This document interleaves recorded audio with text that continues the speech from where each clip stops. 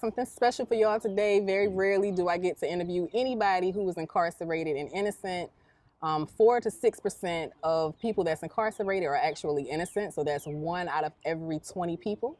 So the guest that I have here today was convicted of a crime that he did not commit, so I'm going to allow him to introduce himself, and then we're going to get into the tea of the incarceration. Okay. Hey, you guys, my name is Taron Hill.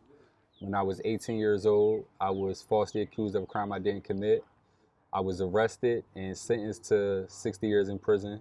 Okay. So what was your childhood like before any of this ever took place?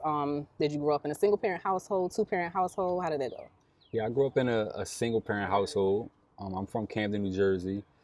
My mother, me and both my brothers were kind of close in age, and she did her best with raising us. We grew up in a crime-infested community. Drugs being sold on every corner, liquor stores on every other corner. And that obviously had a major impact in our life because this is what we grew up around. So a lot of the guys from the community we were familiar with, they were distant family members. They were some of my friends' family members. And they were able to have an influence on us because we know these guys. They cool, regardless of what the community may think of them or what people may say of them, that's my boy. You know what I'm saying? I'm sure y'all, heard of that or seen that in whether it's movies or in y'all own community. So that right there had a deep impact on the way that we was raised and our limitations on what we believed of ourselves, stuff like that. So that's the basics of how we grew up.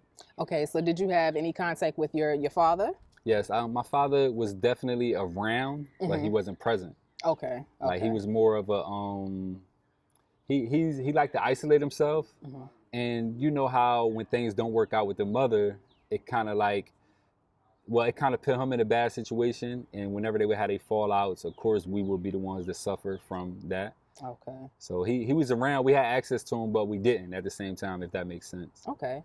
So did you have a lot of friends? Did you have a girlfriend before this happened? Yeah, we had a ton of friends, and like I like to tell people, we didn't grow up as bad kids. Like a lot of my friends, even when we fell victim to the streets, we were really like hustling, selling our little weed, selling our little drugs to literally get fresh, go to school, look, fly for the girls, have stuff like that. Yes, if you guys know, then you know how it go. Yeah. And we weren't involved in, committing those type of crimes, like murder and robbery and all that type of stuff. We was selling drugs. And like I said, a lot of these older guys from our community, we just was falling in line under them because that's what we was used to. And they wasn't bad guys to our knowledge. So that's the answer to that question. Okay. So did you have a girlfriend during this time? Yes, I had a girlfriend when I first got locked up, which was actually my alibi. She was my alibi witness. And, the police wound up speaking to her. But we were like, I just had a daughter. My daughter was exactly 1 month born when I was arrested. Oh, wow. So I spent my entire teenage life, I was incarcerated. And that right there, I'm sure you can imagine, was major. So as a teenage father, like how were you as a teenage father the month before this happened? I mean, I was excited. I was very, very excited. She gave me hope. She gave me joy. She gave me belief because like I had a troubled childhood. I had minor little run-ins with the law. I was stuck on probation, stuff like that. I didn't really realize until later on in my life that my father being absent definitely played a major part with my loneliness, with my just the little troubles I was having just growing up as a teenager. And when I had her, it gave me hope for life. It gave me a reason to live now. Something to motivate me to, do better, want better. So did that make you like hustle harder as far as like, just hustling? Now you hustling for a baby and not just sneakers. It made me smarter. Okay. Because I wasn't in the streets as much. Gotcha. Like I was looking for a job. I was, like now I didn't want to leave her. Like that absent father gave me the motivation to say like, I am responsible for someone now. Right. Okay. So the day that you were accused of this crime, the day that you was arrested, like take me back to that day. Like what happened when you, like, did it happen at night, in the morning? Like when you woke up, how did your day go? Okay. Well, I have to take you to the day that actual crime happened. Okay. Because the day the crime happened, and I got locked up like a month or two later. Okay. So that's like, I got to take you to the day the crime happened. It was a barbecue going on. Mm-hmm. This was actually at midnight, but that day, this was a typical day for me. This, came out, some of my buddies, on the block, we hanging out, smoking, drinking, doing whatever the things that we was doing back then. I can't even remember, but I know we was doing that. Okay. But later on that day, I had plans on meeting up with my girlfriend, and she was a childhood friend, and we went to school together in a different area, whereas though my mother had moved to, then we moved back to Camden. So we had reconnected in passing, we exchanged numbers, and we were meeting up for actually the first time that day. So I was excited to meet up with her that night.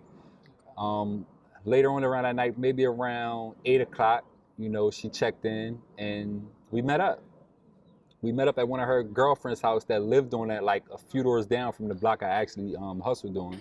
Okay. And we chilled there for a minute. I asked her, do she mind coming with me to my house to, hang out, watch a movie or something, which we did. She also smoked weed, and that's what we did. We went to my house, we hung out, we smoked. And later on that night, we found out that someone had got shot. Well, it was two people that got shot at the barbecue that was going on. Okay. And one of them died. It was actually two women. One of them died right there, and the other one survived. She wound up passing 6 days later in the hospital. Oh, wow. Okay. So did you know the two females that passed? I knew one. One of them was from a different area. She was an older woman. She was around 45 when she passed. The other one was more in my age range. She was like 23, and I was very familiar with her. Okay. Okay. So the day that you were arrested for the crime, what went on that day? The day I was arrested for the crime, it was actually probably around 8 o'clock in the morning. It was December 1st, 2004. Obviously, I can never forget that. It was around 8 o'clock. They came down. It was unmarked cars. They came down, hopped out on me, and arrested me. But prior to that, maybe a month after the actual crime, the crime happened September 25th, 2004. I was picked up for questioning October 27th, 2004. And I heard that my name was being mentioned in the street. I felt like I didn't have anything to worry about because I'm innocent. I'm like, I didn't do anything. I don't care. So I went about my days how I normally did. And October 27th, they came and picked me up for questioning. And I told them I heard my name was involved. I wanted to clear it. And I actually gave them my alibi, told them where I was at. I gave them her name, her information. And they actually let me go. And they went and spoke to her. And she verified my alibi. And to be honest with you, why I was arrested after that, I honestly don't know. Wow. But then a month or so after that, well, actually the next day I had my daughter. Wow. So they picked me up for question October 27th. On October 28th, I had my daughter. My daughter was born. And I can imagine my daughter's mother was in stress. Right. And caused her to go into labor the next day. Wow. So what did your mother, what was her reaction to you being arrested for this crime? At the time of my arrest, my mother wasn't doing so well. She had fell victim to the streets, but she still believed in my innocence. Right. She knew, again, we wasn't into certain things. So she was aware of that I sold drugs. My father was aware that I sold drugs. But, then again, they hear you involved in a murder. They don't know what to think. So when I called home and I was able to speak to them and told them that I didn't do it, then they believed me, but deep down inside, I'm not sure if they actually did or not. To be honest, I don't know. So, but it was later on where as though they really start, certain evidence start coming out, and then they start really damn, Taron really didn't do it. Oh, wow. Okay. Okay, so when you were arrested, did you go to a juvenile detention center or did you go straight to an adult detention center? I went straight to an adult detention center, which was the Camden County Correctional Facility. Okay. And how did the officers treat you while you were there? Like I was guilty, like they treated every other criminal. And that was one of the hardest things for me to deal with throughout the entire time of my incarceration because everyone says they're innocent. Right. So an officer they don't want to hear that. Oh yeah, you innocent, everybody innocent. So they're going to treat you, but it really used to hit home for me because I'm like, yo, y'all really think that everybody that's arrested is guilty? And I found myself in debates with, correction officers and telling them well, one day you're going to see that I am innocent. Right. And it's just one sergeant that I was most recent to my exoneration that I had a interaction with, and I really wanted to see him when I was walking out that prison because he was one of the ones that said that. Wow. Yeah, that was big. What was your experience like with the other detainees that was there? Prison is based on geographics, so a lot of it you're going to gravitate to those that's from your neighborhood if you know them, or other ones that you may not know, but you're going to gravitate to them first, especially when you go to prison. Right. In the county jail, you kind of like my town. You get what I'm saying? So guys that I know from my town, they're the ones that I stayed close to. When I went to prison, you know, it's a bunch of people from all different walks of life, you know, different states, different whatever. So like from Camden is the ones that you gravitate to. But for me, I honestly gravitated to like the older men, because like a lot of the younger guys, they was on little kid time. And I always been like more mature. So especially once I went to prison, I was sentenced, it became about me just getting home. Right. So I really didn't care about none of that other stuff. So law library, any type of older person that could point me in the right direction, they the ones I was, you know, leaning towards. So you wasn't like getting any trouble or anything while you were minor trouble, but that's based on, you know, your association, but not nothing major, nah. Okay. Let's see here. Okay, so when you went to trial for this crime, did you have a public defender or did you have a paid attorney? I actually had a paid attorney, which sucks because yes, a lot of guys, they have PDs, public defenders, and they sell them out. Their caseload is to the roof. But I had a paid attorney, and I got him because I had an uncle who was in the process of a lawsuit, and his attorney that was representing him on his lawsuit actually convinced him to represent me. He was a civil attorney. He specialized in civil law. He wasn't a criminal attorney. But he was licensed to practice criminal law. But he just specialized in civil. And he sucked. He sold me out. He didn't present my alibi witness. Wow. He didn't present no defense. You know, he was under the mindset that it's on the state to prove their case. And if they don't prove their case, then the jury is going to, you know, find you not guilty, which clearly they didn't. So basically, it caused more harm than good, even having him yes. and not being a public defender. Yes. Okay.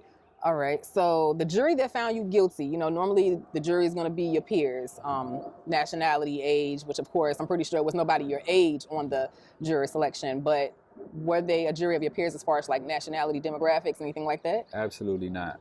I mean, you had, I believe it was 2 blacks on the jury pool, maybe one other nationality, but the rest of them was white.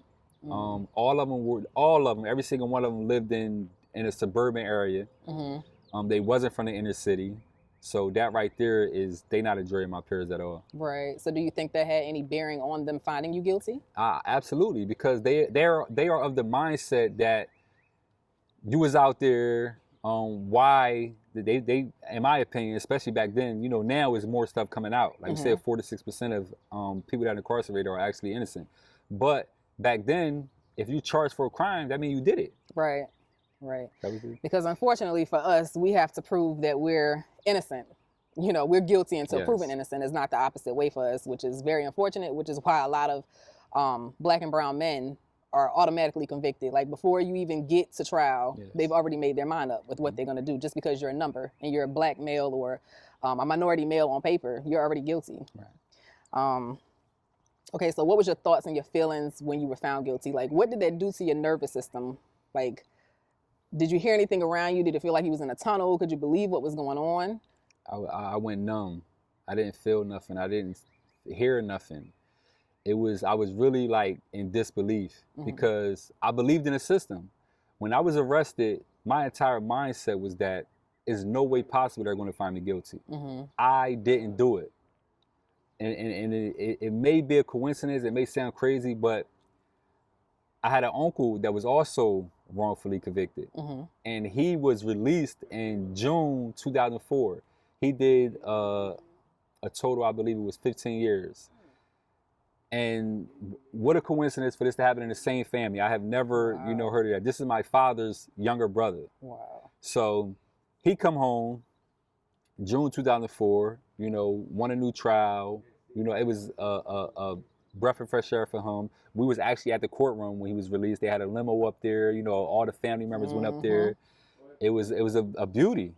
And then literally like 5-6 months later, I was, you know, charged and, you know, arrested for a crime I didn't commit. So it just wanted to put that out there. Wow. But when I was found guilty, I believed in the system. It was no way possible I was gonna be found guilty.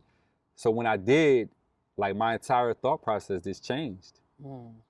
So when you were found guilty of this crime, the uncle that was, you know, that was granted a new trial, did he come to trial? Did your family come to trial? He didn't come to trial, but he was like more so in the backfield, like, you know, coaching my mother and them on, you know, certain evidence to make sure that we obtained through witnesses and stuff like that, because my lawyer wasn't doing nothing. So we had to really be our own advocates and, you know, go out there and question people, go out there to really find out what happened. And so that's what he was doing. And what was the evidence that they said they had that you were guilty? Well, they said that they said it was only one eyewitness. He was a drug addict. They said that she seen someone running from the scene after she actually lived on the corner of where the suspected vehicle parked. And the individual came out, went to the other corner where the barbecue was going on, and began opening fire. They ran back, and she said that the person looked up at her. And she said it was a light-skinned individual. Now, where the police went wrong at, she actually said it was someone that she was very familiar with, one of her friends' nephew, which was by the name of Angie Moore. Okay. And the police, where they went wrong at, instead of doing a photo array, they showed her a single photo of me. Oh, wow. And she said, yes, that's the individual right there. Oh, wow. Which is one of the key factors that led to my exoneration. Right, and I know a lot of people are wrongfully convicted based upon the eyewitness. Yes, that's the number one leading cause. Yeah. Wow. Okay, so what was the process to prove your innocence? Like, how did that come about? Like, what kept you going to fight to prove that you were not, you know, you were not guilty? Like, who were the people that you talked to? Who actually believed you? Was it a person in power? Was it another attorney? How did that work? Well, the process was, again, my belief in the system all the way up into the end, to be honest with you, because I never became of the mindset that I was going to die in prison or that I was going to serve out my entire 60-year sentence. My mindset was that I'm going to make it home one day. I don't know how, I don't know when, but I'm going to make it home. So once I lost trial, I went down, you know, the prison, which was New Jersey State Prison, Trenton State, and I began to learn about the appeal process. And there was something called a direct appeal, which took an average of 2.5, 3 years. So mentally, I was like, I'm going to be here for another 2.5, 3 years, and then I'm going to go home. Clearly, a higher court is going to correct it. They're going to get it right. They're going to see that I'm innocent. That didn't happen. They denied it. Wow. The next process, okay, is that now you get into the depths of what your lawyer did wrong. Okay, I had an alibi witness. He didn't present that. That has to be a reason to let me out. We did it, that whole reinvestigating witnesses, trying to gather new evidence to prove my innocence. I put together that package, went to the appeal process. They denied that. I literally lost every single appeal. Wow. So I wasn't released by the actual judicial system. The way I was released is our governor in New Jersey, Governor Murphy, and our attorney general at the time, which was his name was Gruber Gruwall. He was the head attorney general. They had established a unit called the Conviction Review Unit. Okay. And their purpose was to take on applications of actual innocence claims, and if they accepted your case, they would do a complete and thorough investigation from the very beginning, all the way on how you was arrested, what led to your conviction, and so on and so forth. That is the number one thing that at least every innocent individual is hoping to get, because if you have a objective third party step in and do a complete investigation on your case, clearly they're going to come to the facts and see that, yo, this man didn't do it. Everyone who has some type of hands involved in it, they're going to keep rubber stamping the guilty verdict. Right. Which is what happened. Sure enough, they did a thorough investigation. It didn't cost me any money. I had an attorney at the time, but once they stepped in, they kind of took over everything. Okay. And kind of worked hand in hand with my attorney. So, like I said, it didn't cost me anything, and they did a thorough investigation. And once they actually came to visit me, it was the best feeling in the world because I was actually telling my story to someone who was actually listening. Okay. But they made it clear. They said, "Listen, we need you to understand that we're here for you, but we're really here for that victim's family, because if you're innocent, then that means that the actual perpetrator is still on the street." Right. So that was big, which I'm totally sensitive of. Mm-hmm. I totally understand. And to this day, like I said, it was the best thing that happened to me. Leading up to my exoneration, I'm full of anxiety. You can imagine. I can't sleep. Right. I'm super excited. I'm nervous. Are they going to pull what the court's been pulling on me for so long? All those feelings just was going on. So because the mother of your child was actually your alibi, so I'm assuming that she already. No, we had already separated at that time. Okay. So my girlfriend at the time wasn't the mother of my child. Oh, okay. I'm sorry. No, I didn't clarify that. Okay. So the mother of your child, did she believe that you were innocent? Yes. Okay. So did she bring your baby to see you while you were incarcerated? Starting off, maybe for the first, I'm gonna say 5 years, she was definitely making sure that I seen her, that we had a great relationship. But you know, I always encouraged her to live her life. I always encouraged her to you know, just focus on the friendship, because I didn't know when I was coming home, and we were young, right. So I didn't really want to handicap her and allow her to, you know, because our loved ones are also incarcerated, right. Like mentally, you know, they coming up to those visits and, you know, seeing the stress you go through, having to leave those visits, not being able to bring you with them is just a stress alone within them. So that right there, you know, I always encouraged her to live her life. And then when she got to the point to where as though she found someone that was, I guess, worth taking serious, right. I encouraged it, I supported it, and, you know, I guess she started falling back after that. Okay. So what about the rest of your family? Did they come and visit you? Like, who took care of you while you were incarcerated? My mother was my biggest supporter. Okay. My mother is the only one that really was there day in and day out. I'm talking about every phone call, every visit, never turned her back on me, never made me feel like she was losing hope, all those things. Even if maybe she was, but she didn't make me feel it. She didn't make me, because they knew that their strength was my strength. Right. But everyone else in my life made me feel like they was giving up on me. Wow. Everyone, and including my daughter at a point. Because my daughter got to the point, and you know, obviously as the father, once she started reaching like 13, 14, 15, now she really started understanding what's going on. And she actually, you know, asked me like, you know, Dad, you got 60 years? Because she never knew. She never even registered. And I said yes. And she wound up saying like, I never knew that. And it brought her to tears. And she started really saying like, you really got to do all that time? And I said, you know, well, I'm fighting to get out, you know, but and if I don't make it home, then yes, that's the time I have to do. Oh, wow. And so that was, the answer to that, yes. Okay.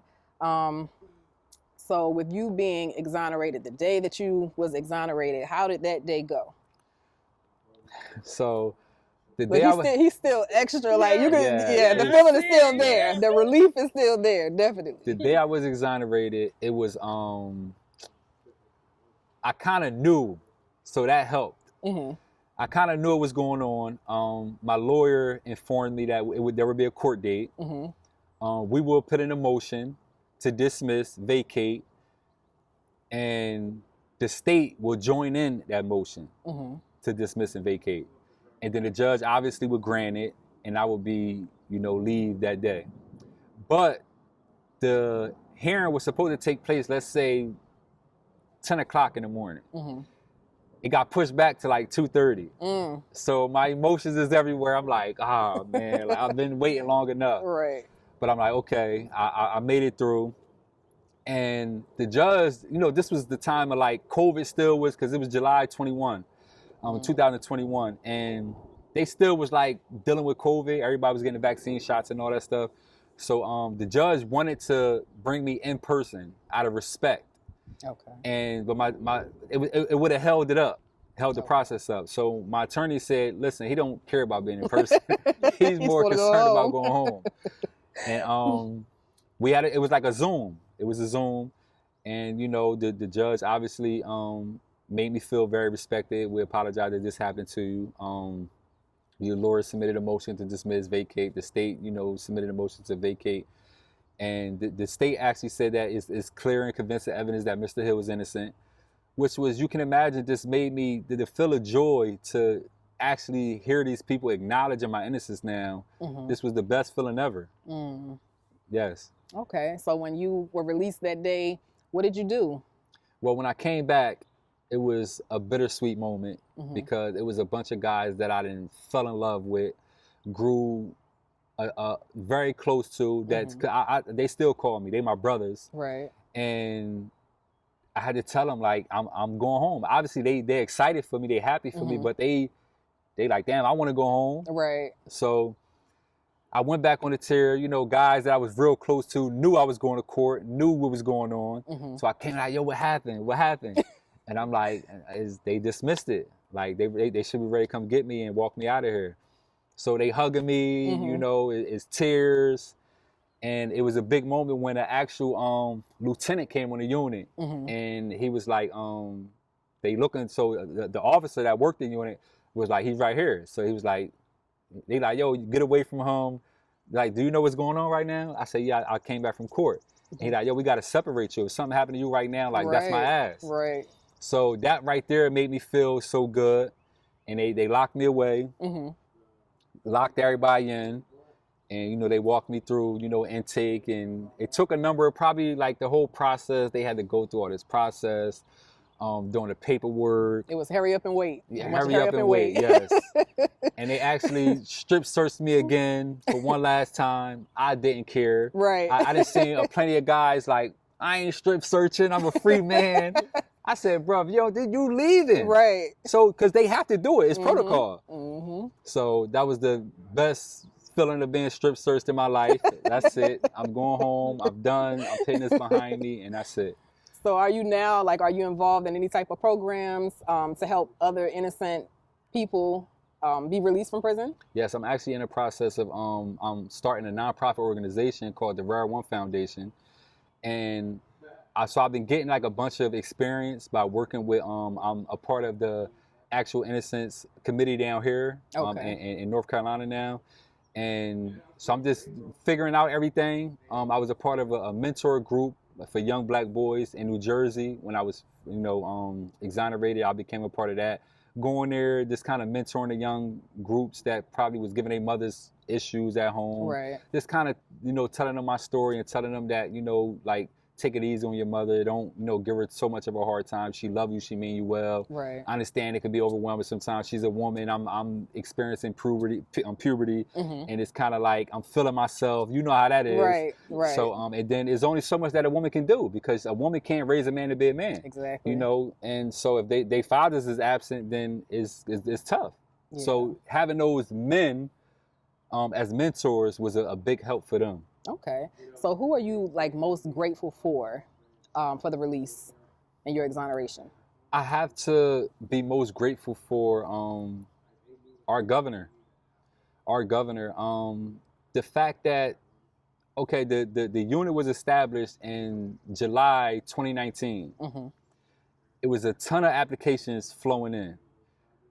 I'm their first case that they accepted, and I'm their first exoneration. Wow. And I have been home for almost 2 years now, and there has not been another exoneration since then. Oh, wow. Which is surprising because COVID has died down, and it took them 2 years to exonerate me. But I kind of got to give them a little leeway because COVID hit in 2020. So that kind of shut everything down. Yeah. So, around a year, 18 months, it took them to exonerate me. So now I've been home almost 2 years. Why hasn't anyone else been exonerated? Right. So I'm definitely calling them out for that. It's a great unit. A lot of these Innocence projects that step in on cases, they take them an average of years to get an exoneration because the courtrooms, the courts that they actually going to present these cases, they're arguing for a new trial based on faulty identifications, based on ineffective assistance of counsel, based on just errors that happened in the case. So, but the judges are treating them like they're treating a regular lawyer, which is mind-blowing to me because you know that these Innocence projects are not taking any case. They are very selective with the cases that they taking. And they still getting denied. They still get denied and having to take it all the way up to a higher court in order to get some type of relief. Well, shout out to the governor of New Jersey. Yeah, definitely did their job. They did a thorough investigation and to push the button. Right. To push the button, because while they did a good thing, it's still, you got to tell this victim's family, like the day I was released, one of the victim's family members, her mother, came in there and was like going crazy. Wow. Y'all already let this man out of prison, and they have to tell this woman, like, listen, he's innocent. We have to let him go. Mm-hmm. But for her, she didn't settle in. I've been locked up 16 and a half years now. They didn't came to grips that their daughter's killer is off the street. Right. But that wasn't the case. Right. So what is life like for you now? Like, how is your relationship with your daughter? Have you had any more children since then? I have a 7-month-old now. Okay, he came home and played no games. I'm actually engaged because again, you can imagine, I didn't know when this opportunity was going to happen again. Right. I didn't know if I was going to have the opportunity to have another child and things like that. And to be gone my daughter's entire teenage life, right. She still stays with her mother. Mm-hmm. So for me to up and leave her and transition to another state was hard. Mm-hmm. And I'm sure, she's bothered by it, but I had to explain to her that I have to make the decision that's best for me. Right. Because I don't want to be sucked up. And obviously Jersey did me wrong, so I didn't feel comfortable in Jersey. Yeah. I didn't feel comfortable in the actual city that I was arrested in, because I didn't want, you just never know. Like, right. Litigation is going on, we're in the process of suing, and they want to see you fail. They want to be able to say, see, we told you this was a mistake. Mm-hmm. We told you that they just, because again, a lot of people that was released from prison, they go back to them same environments. Right. The fall back to the same stuff, drugs, all those type of things. Because a lot of my family members, a lot of my friends was out there doing the same stuff. Right. So how can I come home and continue to deal with them again? Right. So, which was hard because I literally came home to no one. So I had to meet new people, build new friendships and stuff like that, which is, when we grown now, right. How many people would talk about, you want to be my friend, or you want to, like, how many people were doing that? These friendships was already established over the years. Yeah. So that was tough. Yeah, because, old friends think of old things and have old ways, so you really can't go back to that environment. So it was a good thing that you, moved to this nice area. Got us thinking about relocating here now. So how are you as far as life? Like, are you excited about life? I'm super excited about life, man. Like I said, the adjustment was definitely hard, because after spending half your life in prison, I was 18 when I got locked up. I didn't have no type of education, and the prison system I came from don't encourage that. They don't support that. You have to pay for everything. So if I can't pay for my legal representation, what makes you think I could pay for some type of college courses? Right. So everything is kind of self-taught. So I was able to read a bunch of self-help books. Again, I surrounded myself with a bunch of older men that was more educated than me, mm-hmm. that encouraged me to read certain books, encouraged me to associate myself with certain, people, places, and things. And that helped to my growth, because I began to outgrow the average person in my peer group. Mm-hmm. And that could be taken a different way. Right. Because now these guys that's my age, they looking at, oh, you think you better than us? Yeah. This kind of who you think you are. And I don't think I'm better than anyone, but I know I want more in life. I know I want better in life. I don't care about who out there selling drugs, doing this, who getting money, as they say, mm-hmm. who out there robbing, stealing, killing. What do I care about that for? I'm trying to get home to my daughter. Mm-hmm. Like, one of the hardest things to deal with in prison was trying to be a father. Right. Like, trying to raise your daughter, trying to pick up the phone and give her advice on how to deal with teenage boyfriends and stuff like that. Like, how can you really handle that? Yeah. So has she graduated high school yet? She's graduating this year. Oh, you excited about that? Yes, super excited. Okay. She's going to college. She's been accepted into Rowan University. Okay. Which me and my fiance has been kind of trying to encourage her to go on different college campuses, mm-hmm. to see, to explore different. But she like, Dad, I'm staying in Jersey. I'm going to go to Rowan. So I'm like, cool. And she's going for psychology, which is great. I told her she's a great communicator. Mm-hmm. I told her she'd be good at like youth counseling. Mm-hmm. Even her experience. Having a father that spent so much time in prison for something he ain't do. And she did a project in school, and it was anonymous project. Mm-hmm. You had to write on some type of topic, And the topic she chose was me, spending my life in prison, ultimately exonerated. So the way she broke it down was so beautiful. And the whole class was in tears. Oh, wow. The teacher was in tears. And she actually wound up, standing up and telling, like, I'm the one that, wrote that project. And, Wow. my father, he's home now, we happy, all that. So it was big. I know you're excited about this graduation and you finally get to actually spend every step, every milestone with the new baby. Yes. So, that's a blessing as well. Has the state of New Jersey, or is the state of New Jersey going to compensate you for your incarceration? Yes. It's a process. You have to actually sue these people. Right. And because they're not just saying, listen, my case is the first that has been, whereas though the state has stepped in and said that Mr. Hill is innocent. There's clear and convincing evidence, which is another big thing about this unit, because normally when a person wins a new trial or is let go that was wrongfully convicted, they win it through the courts. And the state come in and say, listen, we're not saying that he's innocent. Right. We're saying that we don't have the evidence to take him back to trial. Right. Witnesses probably didn't died. They can't be found, all that. So you got to think their case will be weak if they choose to take him back to trial. Right. But with this particular unit, they say, no, this man is innocent, which is definitely important when it comes to civil litigation. So we're in the process of it. It's been, like I said, I've been home almost 2 years. And we just went to court. The state tried to pass blame, saying, oh, it ain't our fault, it ain't our fault.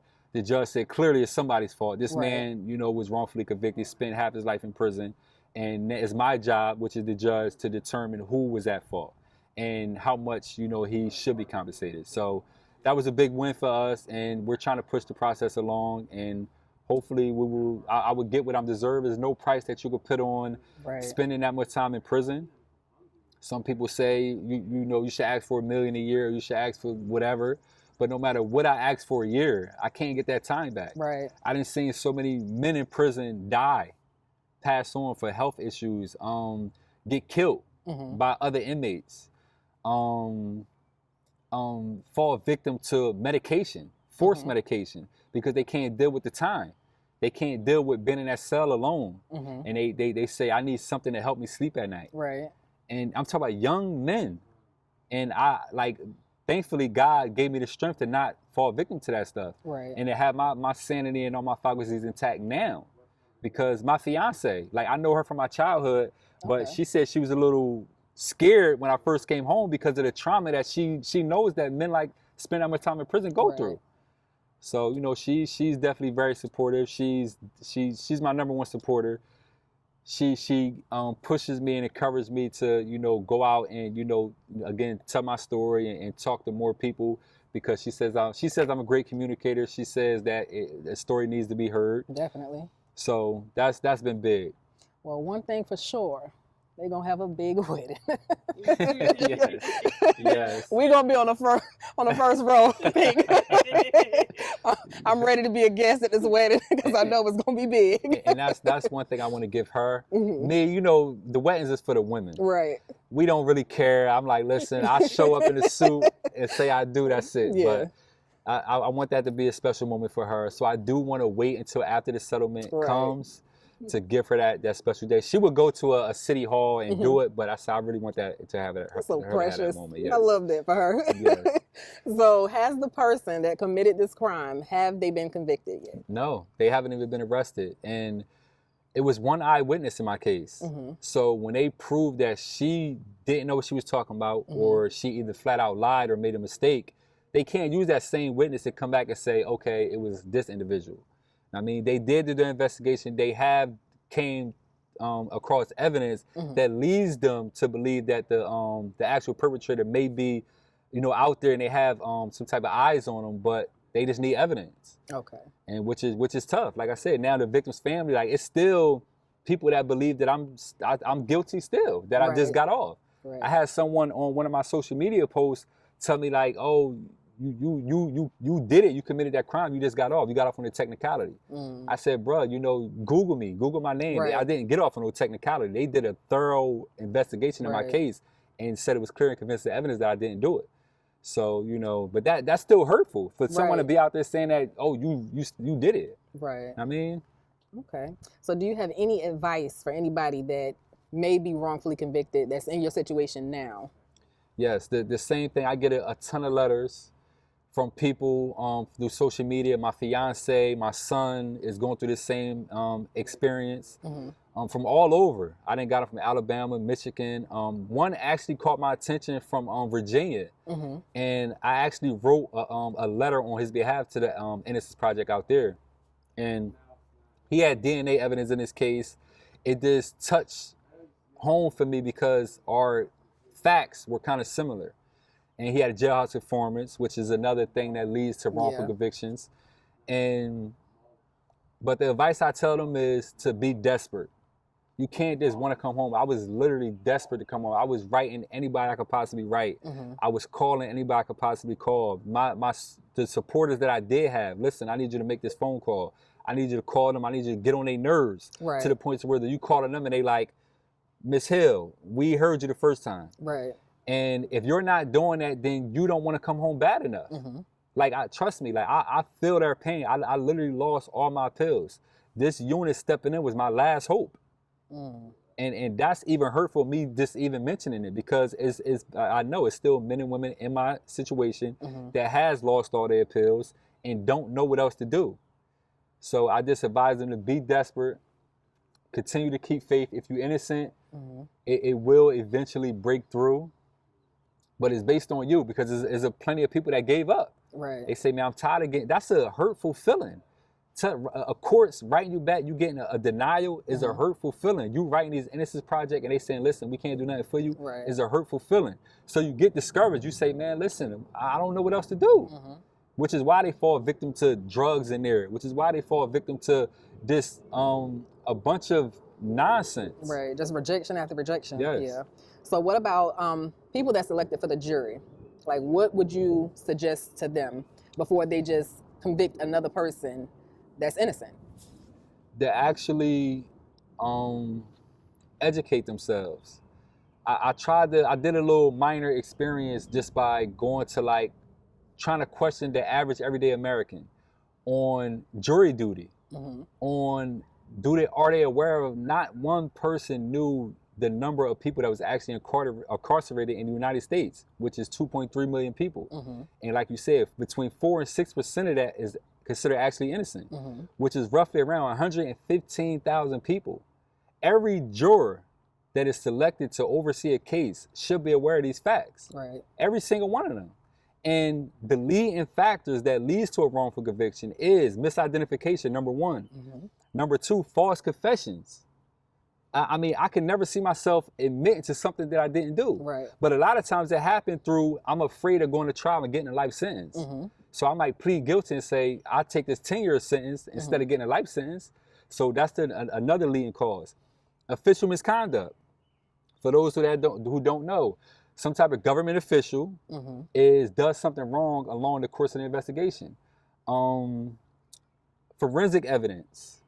Those are the leading causes that leads to a wrongful conviction, and every juror should know these things. So therefore, when they see a cop get on the stand, they not just off the back saying he's a police officer, he's sworn to protect and serve, he's telling the truth.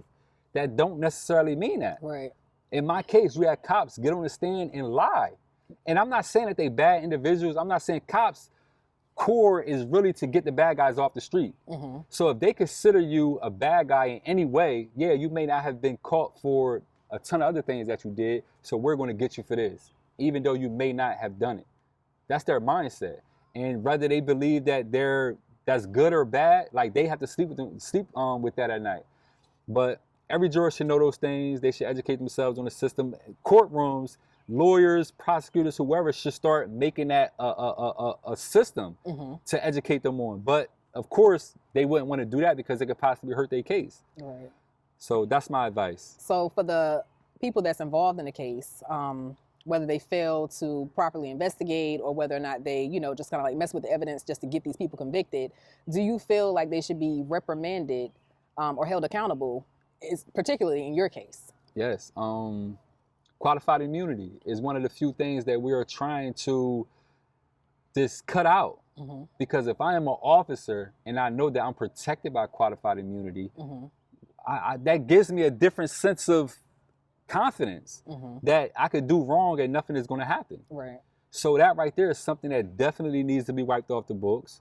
I shouldn't be able to lean on that when I'm only talking about when you're doing wrong. Right. If you're doing right, then you should be protected by every avenue that they could possibly protect you by. Because again, police officers' job is hard. Mm-hmm. It is difficult. We need the police. We need prosecutors. We need judges. Mm-hmm. Because there is bad people out there. They're committing crimes, Mm-hmm. everything, but they have to do a better job at narrowing those people down. Okay. So that's important. Okay. Do you have any social media that you would like to share so they can follow you, learn more about what you're doing in the community? Yes, my name is Taron Hill. It's Taron_Hill, TARON_Hill, HILL. And I use my name. Obviously, I want to make it easy for people to find me. I don't want to have no unique or different name. But definitely on Facebook, Instagram, YouTube, I'm trying to, I want to use my platform to bring attention to other wrongfully convicted individuals. Mm-hmm.